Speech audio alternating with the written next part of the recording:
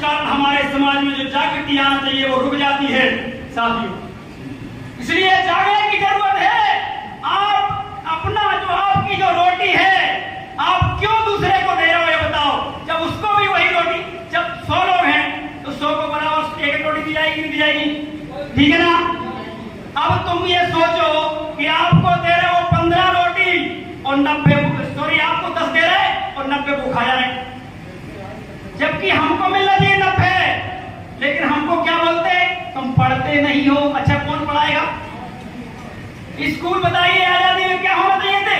क्या हमारे चंद्रशेखर, अवंतीबाई लोधी, कृष्णसाय लोधी, जितने भी महापुरुष यहाँ पे हैं, क्या इनका ऐसा सपना था कि शिक्षा प्राइवेट कर दी जाए? तो उनने शिक्षा प्राइवेट कर दी और बड़े बड़े लाल किले से बोल रहे हैं कि भारत विश्व गुरु बन रहा है। गांव चलिए हम बताते हैं कितने छात्र एक घंटा भी नहीं पढ़ पा रहे साहब। ये विश्व गुरु बनना है।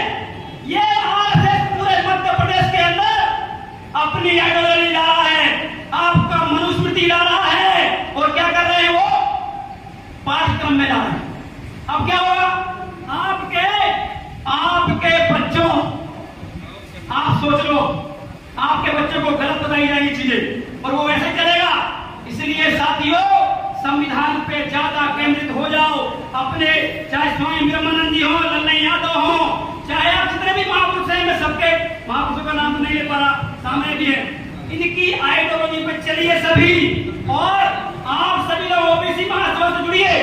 ये मत सोचिए कि इतने सारे लोग जो है, आप भी अपने लोगों को बुलाइए, सम्मान लड़िए ना हम लोगों से कि भैया हमें सम्मान नहीं मिला। देखिए पिछड़ा वर्ग है, एक बड़ी संख्या है, सब में एक एटीट्यूड है कि मैं तो भैया प्रजापति हूँ, मैं तो लोधी हूँ, मैं तो यादव हूँ, मैं कुर्मी हूँ।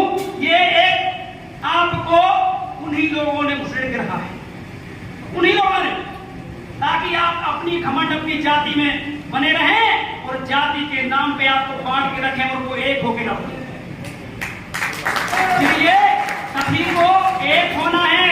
इसलिए होना है क्योंकि 340 अनुच्छेद के कारण ही, 15/4, 16/4 के कारण ही आप पिछड़ा वर्ग कहलाते हैं साथियों। आपको जाति के नाम पर कोई अधिकार नहीं मिलते हैं साथियों। देश के अंदर, संविधान के अंदर आप पिछड़ा वर्ग के हैं इसलिए मिलते हैं। आप सबको पता होगा, आप जाति प्रमाण पत्र बनाने माने जाते हैं, जाते कि नहीं जाते? जाते कि नहीं? हाथ बताइए, उठाइए हाथ। तो फिर जब जाति का प्रमाण पत्र ओबीसी का लेके आता है तो फिर उसकी लड़ाई क्यों नहीं लड़ते आप? उसकी लड़ाई क्यों नहीं लड़ते आप? क्या फायदा अगर बन रहा है जब 14% ही हमें मध्य प्रदेश में देना है और हमारी संख्या 65% है, तो उसका क्या मतलब है बताइए?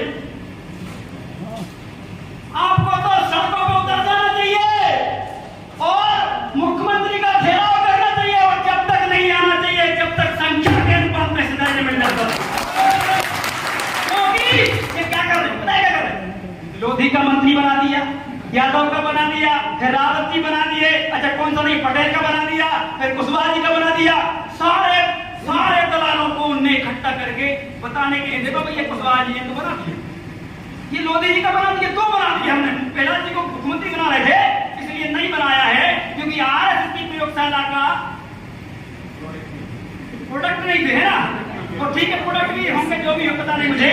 और नागपुर की प्रयोगशाला के हमारे मोहन यादव जी ज्यादा पसंद आया, ठीक है ना? तो साथियों देखिए, ये सब हमारे ही समाज के हैं पर वो गलत जगह जुड़ के हमारा शोषण कर रहे हैं।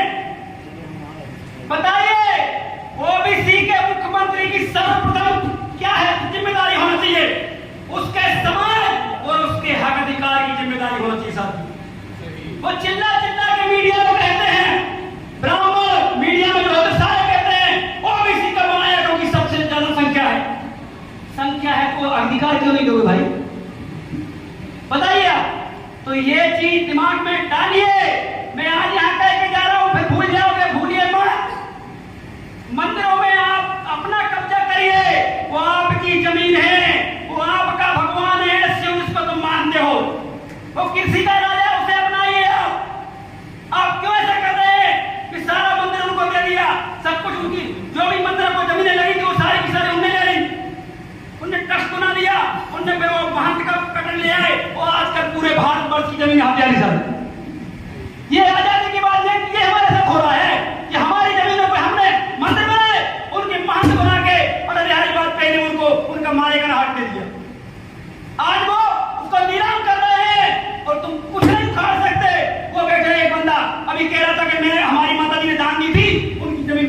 उनकी जमीन और कब्जा करो। हम किसी धर्म, किसी भगवान के विरोधी नहीं है, हम उनकी आइडियोलॉजी के विरोधी हैं कि राम मंदिर अगर बना तो पिछड़ा वर्ग के कितने वहां महंत बनाए गए, कितने कमेटी में बनाए गए, हमसे राम करवा दो, लेकिन कमेटी में संख्या के अनुपात में हिस्सेदारी दो। क्यों नहीं दे रहे? क्यों नहीं दे रहे? इसका आप लोग आकलन करिए, सारी चीजें मुझसे मत समझिए। और रही बात इसकी कि आप लोग कमजोर हैं, अरे हम कमजोर नहीं है, हम गौतम बुद्ध राजा बलि की संतान है, हमसे ज्यादा इंटेलिजेंट कोई नहीं है।